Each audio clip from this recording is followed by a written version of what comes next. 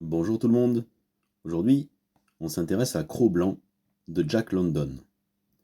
Bienvenue sur J'aime pas lire, la chaîne de celles et ceux qui n'aiment pas beaucoup lire et qui n'ont pas trop le temps pour des fiches de lecture longues et compliquées. C'est parti. Roman d'aventure, Cro-Blanc paraît en 1906 aux États-Unis. Il faut attendre 1923 pour qu'il paraisse en France.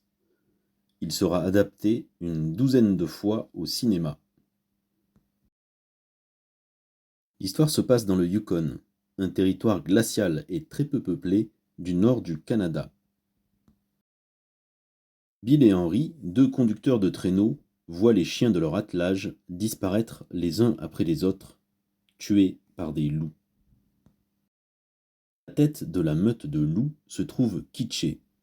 On la suit quand elle met au monde et élève un louveteau curieux du monde et intrépide, Cro-Blanc. Il est arraché à sa mère quand il se fait enlever par des Indiens, dans le camp desquels la vie est très difficile.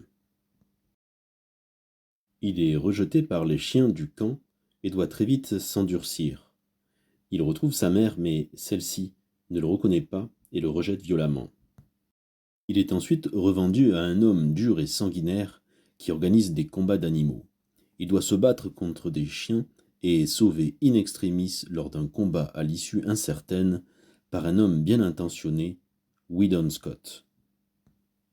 Scott met un certain temps à gagner la confiance de Cro-Blanc, rendu méfiant par toutes ses mésaventures.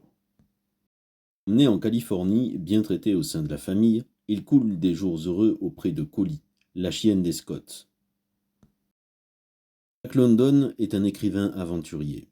Il explore ici le thème de la nature sauvage et de l'aventure. Le point de vue de l'animal est assez audacieux pour l'époque. Le livre est en lien avec une autre œuvre de Jack London, L'Appel de la forêt, publiée 3 ans auparavant où, au contraire de Cro-Blanc, un chien redevient sauvage. Voilà, j'espère que ça t'a plu et que surtout ça t'a rendu service. N'hésite pas à t'abonner pour être informé des prochains résumés, à laisser un petit commentaire ou un j'aime, et je te dis à bientôt.